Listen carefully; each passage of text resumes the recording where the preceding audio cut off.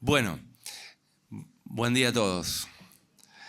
Como dijo Marce, quiero que Pedro nos hable, así que vamos a abrir la Biblia en el libro de Josué, capítulo 18, versículo 3.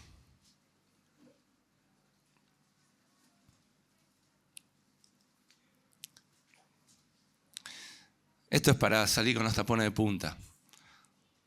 Si van a jugar un picadito, un picnic, vamos a jugar un partidito de fútbol, y imaginen que sale el livianito ahí a entretenerse y de golpe recibe una pelota y le llega la marca de atrás del Cuti Romero. Bueno, este versículo es para empezar así.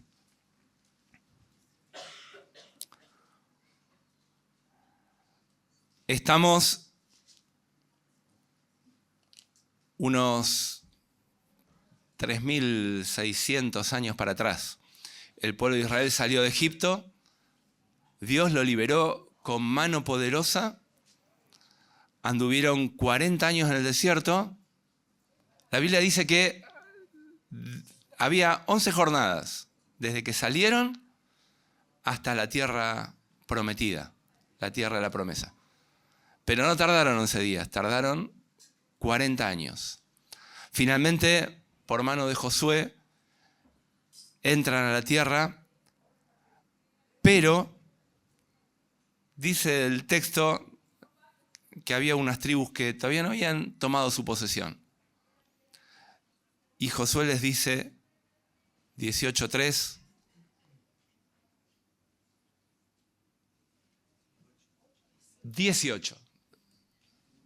no me coincidía, por eso. Ahí está. ¿Hasta cuándo seréis negligentes para venir a poseer la tierra que os ha dado Jehová, el Dios de vuestros padres?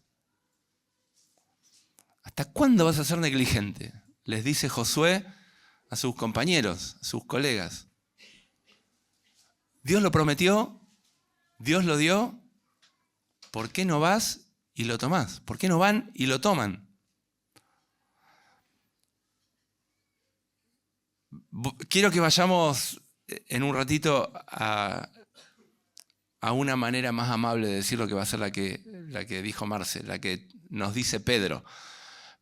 Pero quiero empezar para que veamos en este ejemplo lo complicado que es no hacerlo, lo negligente que es no hacerlo, no ir y tomar las promesas que Dios nos dio. ¿Nos dio promesas Dios? ¿Se cumplieron? ¿Se cumplieron en tu vida? ¿Sentís que hay algunas que todavía no conquistaste? Que Dios te las dio, que Dios te las prometió, pero todavía no son tuyas. Si después de esta palabra de Josué, el pueblo reaccionó, bueno, no todo, 7 tribus faltaban que conquisten la tierra, su posesión, pero lo hacen. Y un poquito más adelante, capítulo 21, versículo 44 dice, y el Señor les dio reposo alrededor conforme a todo lo que había jurado a sus padres.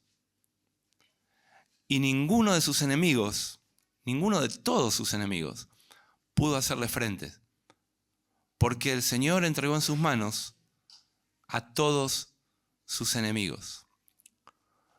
No faltó palabra de todas las buenas promesas que Jehová había hecho a la casa de Israel. Todo se cumplió. Y subrayen si quieren, no vamos a dar orden, pero si quieren, las buenas promesas. No faltó ninguna. Todas se las apropiaron los hijos de Israel. Y en esta figura, en este ejemplo que tenemos en la Escritura, ahora quiero que vayamos a nuestros días. Segunda carta de Pedro.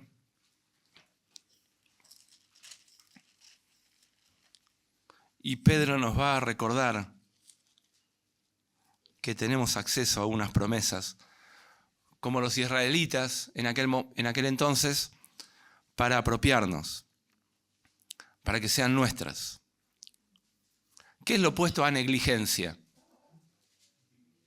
Diligencia. Bueno, Pedro va a ir por la positiva. Josué dice, ¿hasta cuándo van a ser negligentes? Pedro nos va a decir muchas veces, pongan toda diligencia. Bueno, ¿por qué escribe Pedro esta carta? Versículo 12 del capítulo 1. Pedro dice que se toma este trabajo. No voy a dejar de recordarles, dice Pedro, siempre estas cosas, aunque ustedes las sepan. Tengo por justo, versículo 13, entre tanto que estoy en este cuerpo, el despertaros con amonestación, igual que Josué, sabiendo que en breve debo abandonar el cuerpo. O sea, iba a morir. Él sabía que iba a morir. Estas son sus últimas palabras. Los últimos consejos que nos deja, se ocupa de que queden escritos, y por eso dice el versículo 15, yo procuraré con diligencia. De nuevo, ahí está la palabrita que se repite varias veces, que después de mi partida, ustedes puedan en todo momento tener memoria de estas cosas. No es que ahora Pedro está intercediendo en el cielo por nosotros, es que se tomó el trabajo de escribir esto, de que nos quede escrito, para que nosotros tengamos memoria de estas cosas. Estas cosas. El 15 dice estas cosas, el 12 dice estas cosas, y varios versículos dicen estas cosas. Así que vamos a ver qué son estas cosas que Pedro deja escrito para que no se nos pasen por alto. Bueno, retrocedemos. Vamos a leerla desde el principio. Capítulo 1, versículo 1. Simón Pedro, siervo y apóstol de Jesucristo, a los que habéis alcanzado por la justicia de nuestro Dios y Salvador Jesucristo, una fe igualmente preciosa que la nuestra, gracia y paz os sean multiplicadas en el conocimiento de Dios y de nuestro Señor Jesucristo. Bueno, y atentis a esto.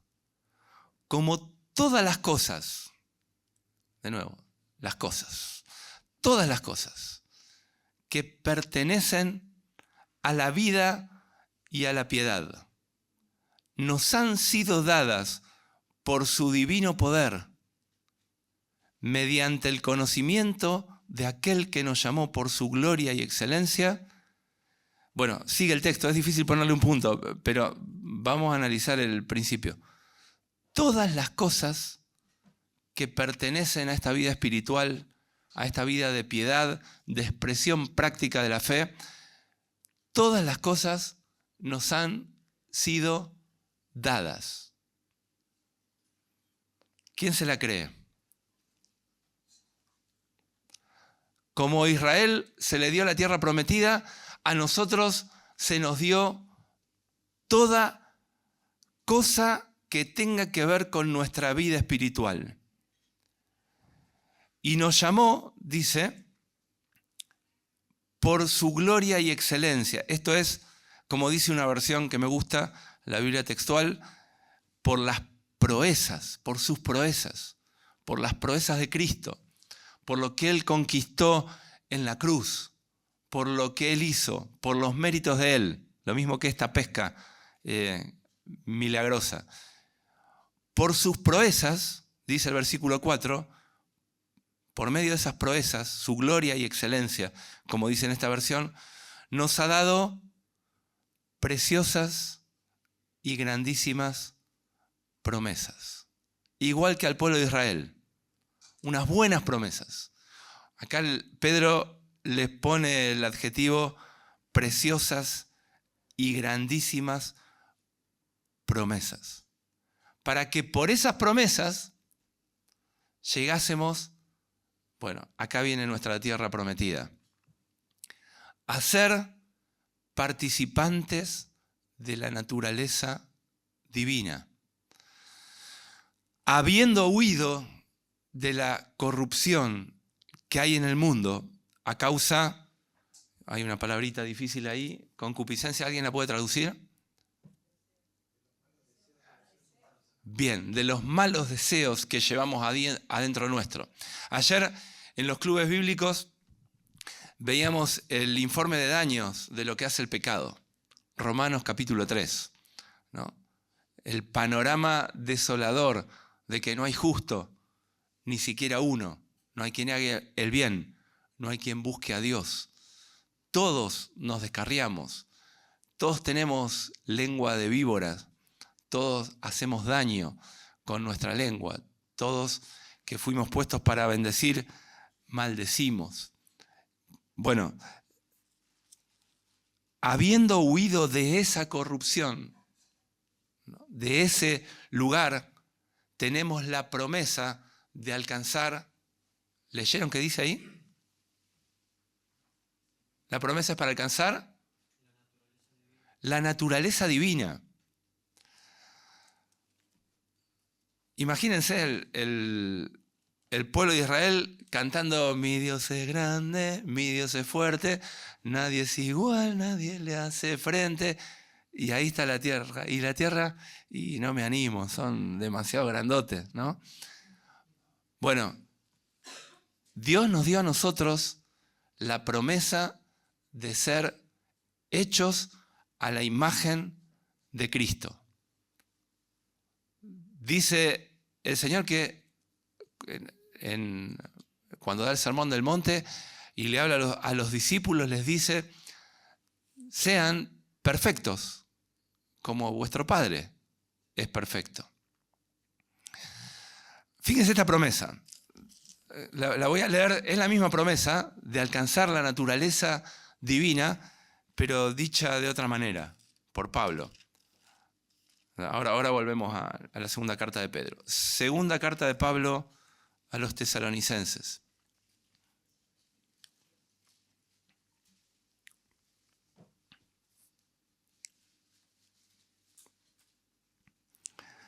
Capítulo 2, versículo 14.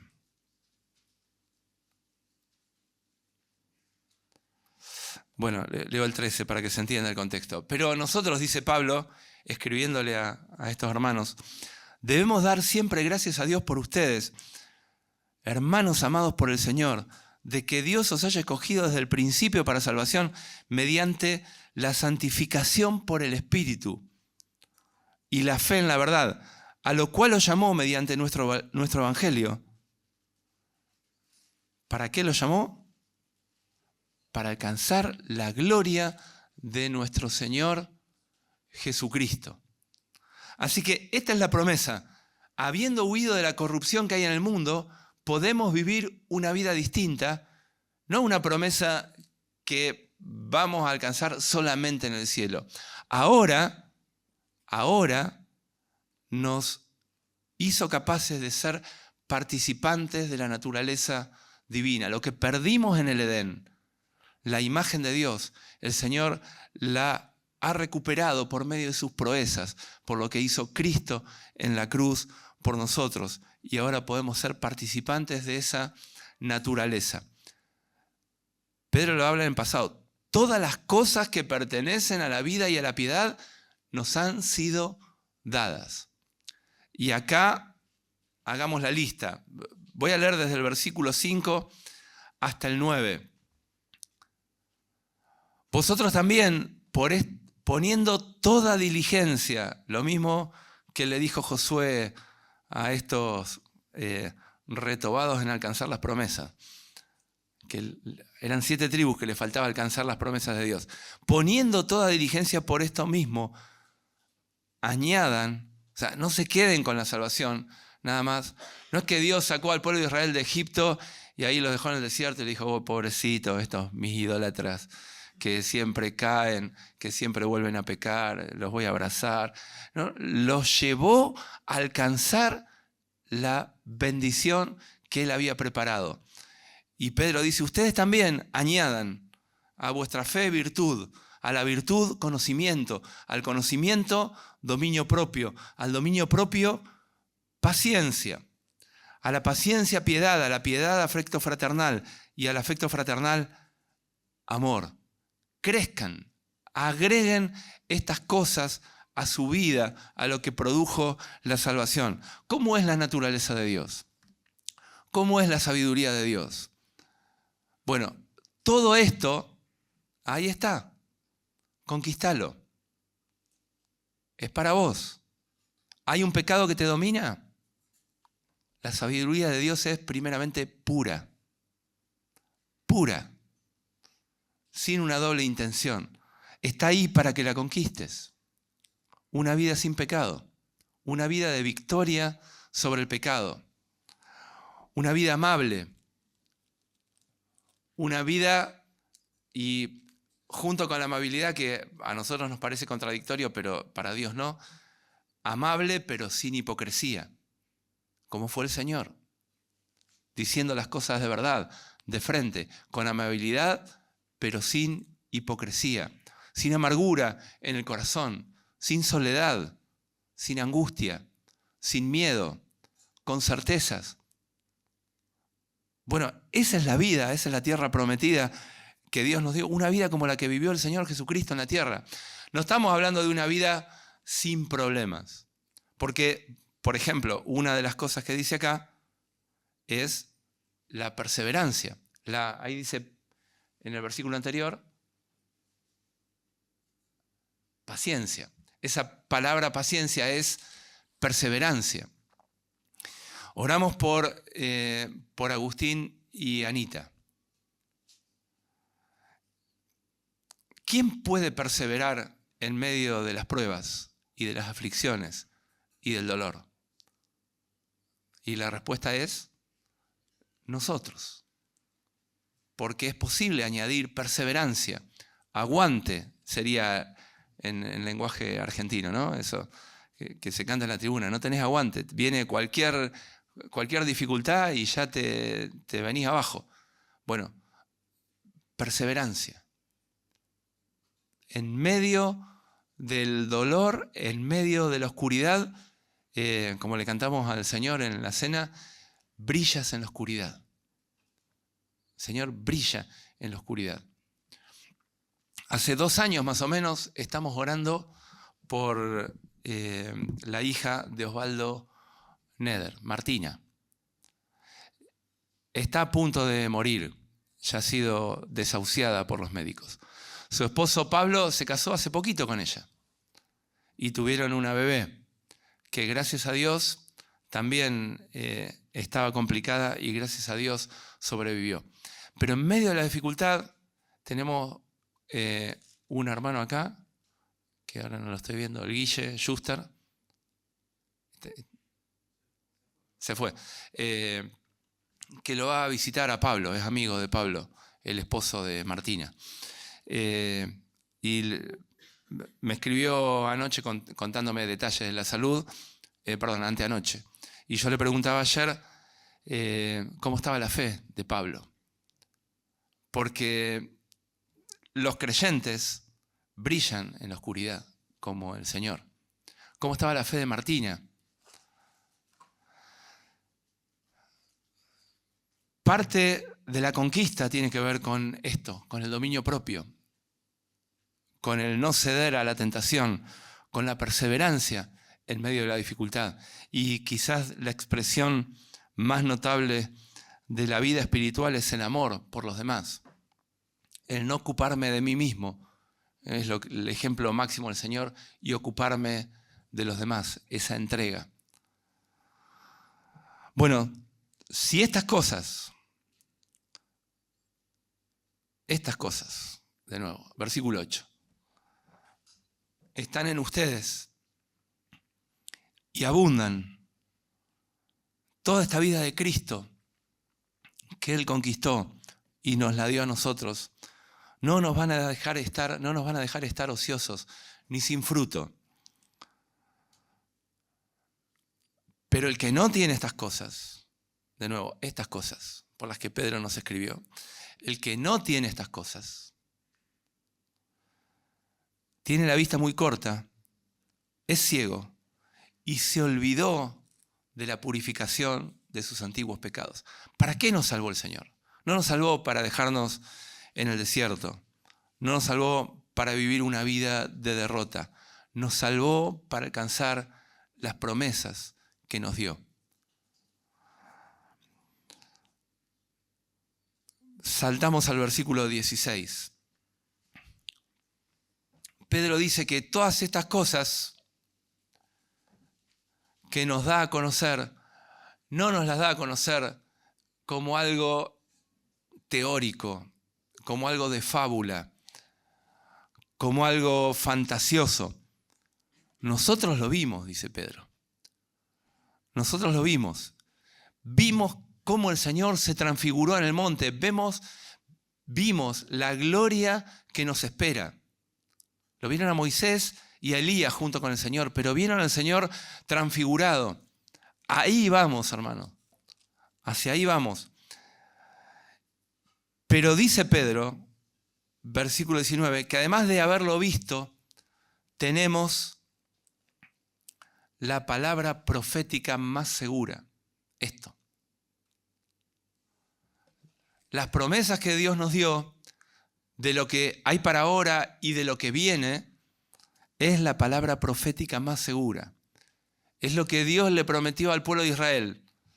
Bueno, por ahí tarda más de la cuenta porque somos un poco negligentes, pero no faltó ninguna de las buenas promesas. El que comenzó en nosotros la buena obra,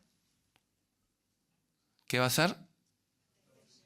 La va a perfeccionar hasta el día de Jesucristo. Y Pedro dice, bueno, una de las cosas que hay que añadir es conocimiento, ¿no? Esta palabra, dice, es como una antorcha. Versículo 19, estábamos ahí, ¿no? Sí. Hacéis bien en estar atentos como a una antorcha que alumbra en un lugar oscuro hasta que el día esclarezca y el lucero de la mañana salga.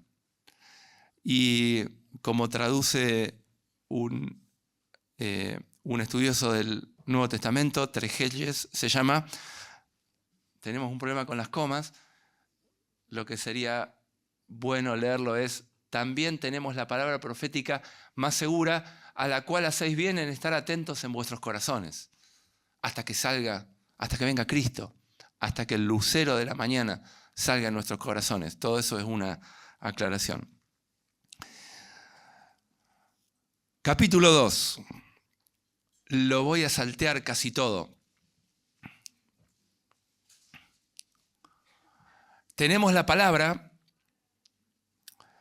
Hay que estar atentos a la palabra. Es una de las cosas que hay que añadir a nuestra vida, conocimiento. No se logra el conocimiento de las promesas de Dios y la fe en esas promesas para alcanzarlas mirando videitos en YouTube que sean lo suficientemente cortos o un reel que dure menos de, no sé, de un minuto. No viene así el conocimiento de la palabra de Dios. Hay que tomarse el tiempo. Hay que sentarse delante de este libro. Hay que invocar al Señor para que nos hable. Hay que leerlo. Hay que meditarlo. Hay que consumir unos cuantos termos de mate y bizcochitos, poniéndolo en el lenguaje del chipi. Meditar, orar, pedirle que nos hable, porque no viene de otra manera, no se logra de otra manera el conocimiento de Dios. Y así como hubo en la antigüedad falsos profetas, en la actualidad hay, dice Pedro ahí, capítulo 2, versículo 1, falsos maestros que, sin que nos demos cuenta, encubiertamente, como dice ahí, van a meter cosas que no están en la palabra. Hay detalles de cómo reconocer esto, me lo voy a saltear todo, pero lo que quiero nombrar es que, o lo que quiero mencionar es que en la palabra de Dios, en la segunda carta de Pedro, está presente la palabra de Dios desde el principio, desde las promesas, para alcanzar de la palabra profética a la que tenemos que estar atentos, que nos dijo ahí Pedro en el capítulo 2, y que ojo, que hay gente que la va a distorsionar.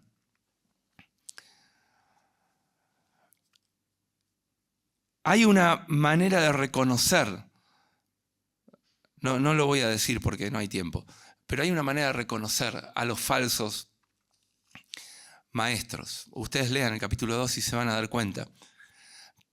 Pero quiero subrayar esto que dice acá en el versículo 19.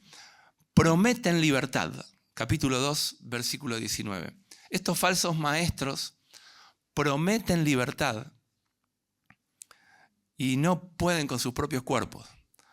Ellos mismos son esclavos.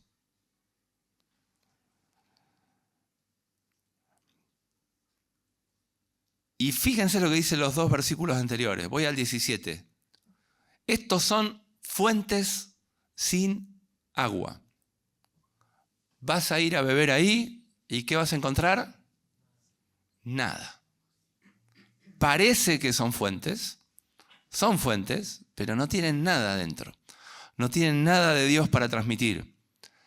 Y el versículo 18 dice que hablan palabras infladas y vanas. Parecen grandes, parecen importantes lo que están por decir, lo que van a decir, pero están huecas, hay aire adentro. Humo, como decimos, ¿no? En argentino. Te venden humo.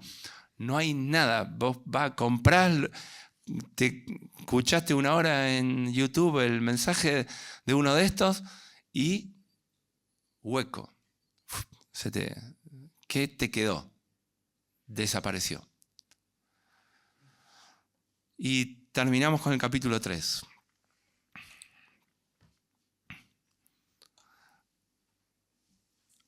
Es muy lindo ver que hay palabras que aparecen muchas veces en esta carta. Bueno, yo les mencioné algunas. Por ejemplo, estas cosas, ¿no? Estas cosas que hay que añadir, que hay que conquistar. Y acá, cuando termina la carta, Pedro 4 veces va a usar esta palabrita para decirnos con cariño, porque él sabe también que somos pecadores y que a veces fallamos. Y Pedro nos dice esta palabrita: amados, amados. Esta es la segunda carta que les escribo. Y en las dos cartas tengo un mismo propósito, que es despertar con exhortación vuestro limpio entendimiento para que tengan memoria de las palabras que dijo el Señor Jesucristo y que antes dijeron los profetas. Estoy en el versículo 2. Gracias por seguirme allá, los de multimedia. De nuevo, acá va a estar presente otra vez la palabra.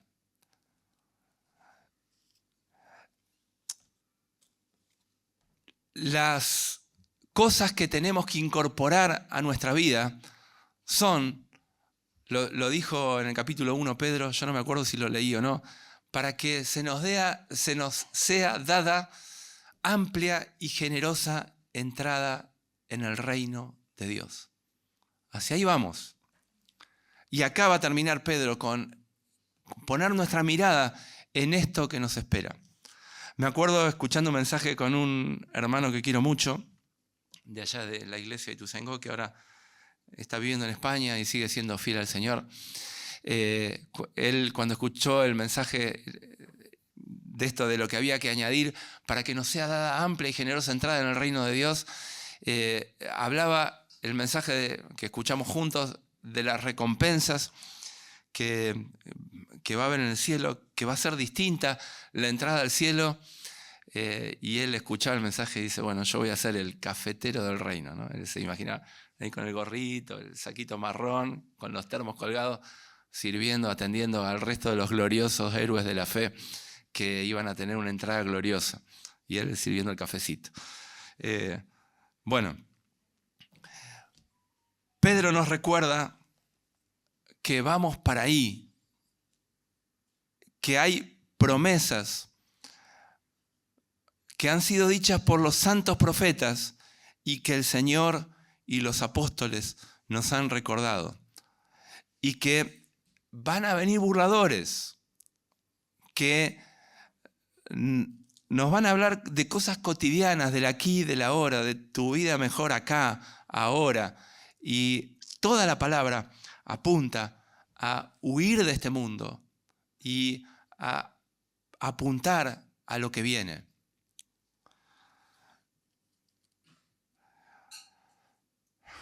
Versículo 8.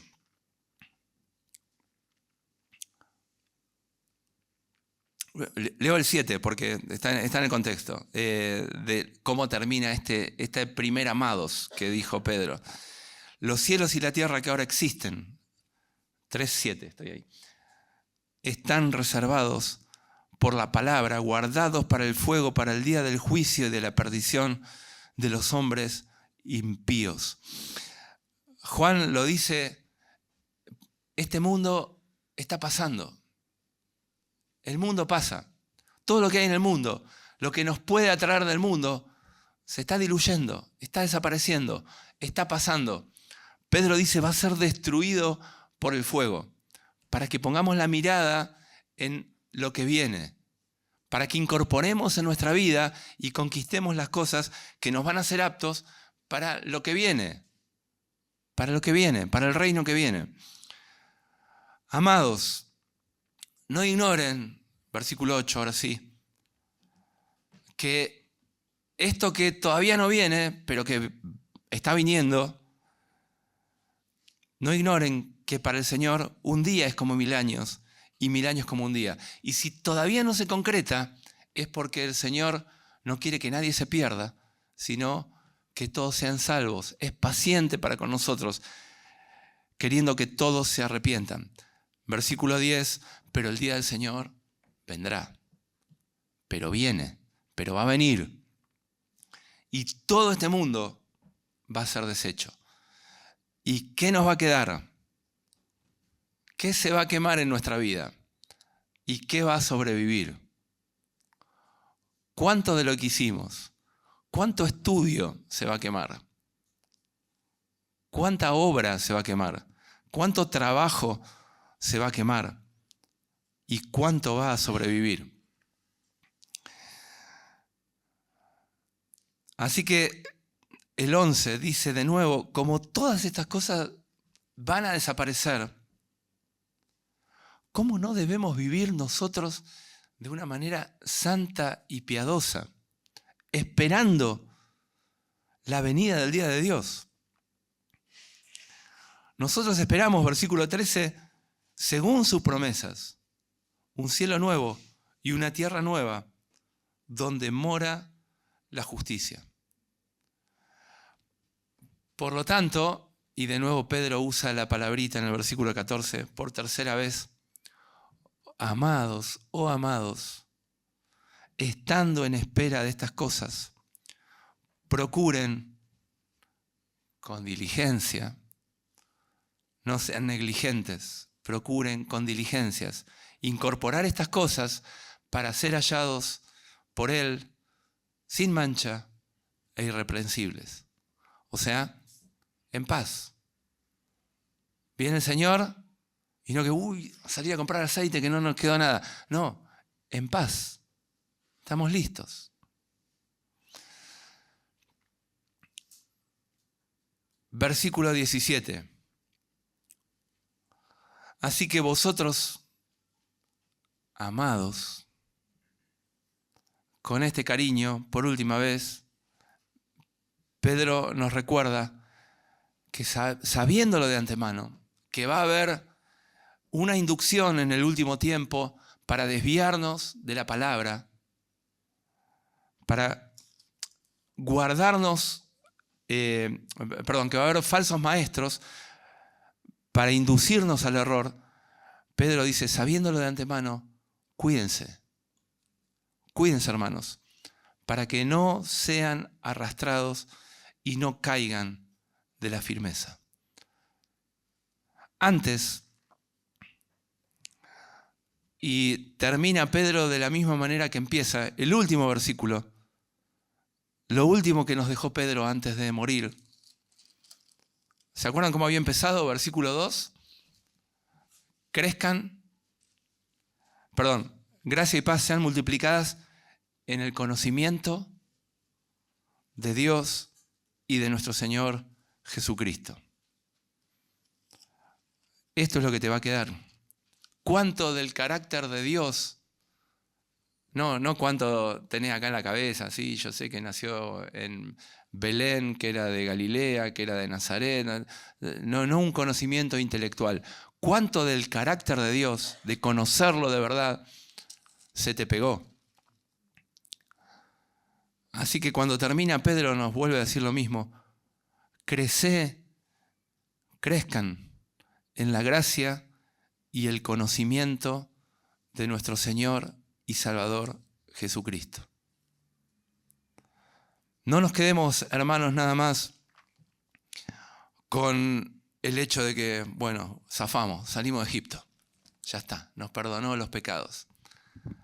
Hay un motivo por el que salimos de Egipto. Es para dar gloria a nuestro Dios, para alabanza y gloria de su gracia. En este trayecto que vamos hacia el reino que viene, incorporemos el carácter de nuestro Dios y de nuestro Salvador Jesucristo en nuestra vida. Porque para eso estamos. Dios eligió a lo vil del mundo. Al pueblo de Israel lo eligió, dice, no porque seas el mejorcito de todos los pueblos, sino porque eras el más insignificante de todos los pueblos. Por eso te elegí.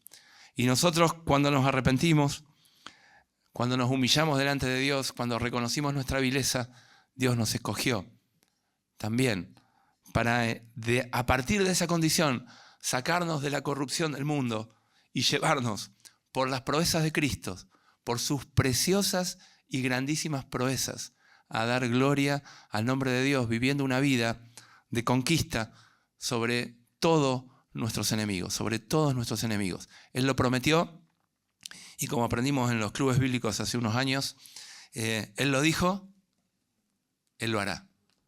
Están ahí, lo prometió, es verdad. Así que como nos dijo Josué, bueno, no nos dijo a nosotros, como les dijo a sus colegas que todavía no habían conquistado, lo que hay que conquistar para dar gloria a Dios, para mostrar que la gracia de Dios es verdad, que por la gracia podemos vivir una vida espiritual que está a la altura de, como dice Pablo, que andéis como es digno del Evangelio, que andemos a la altura de Dios, que seamos imitadores de Dios como hijos amados. Se puede vivir a esa altura. Así que, como le dijo Josué a sus colegas, no seamos negligentes y conquistemos lo que Dios nos dio por sus promesas. Que Dios nos bendiga.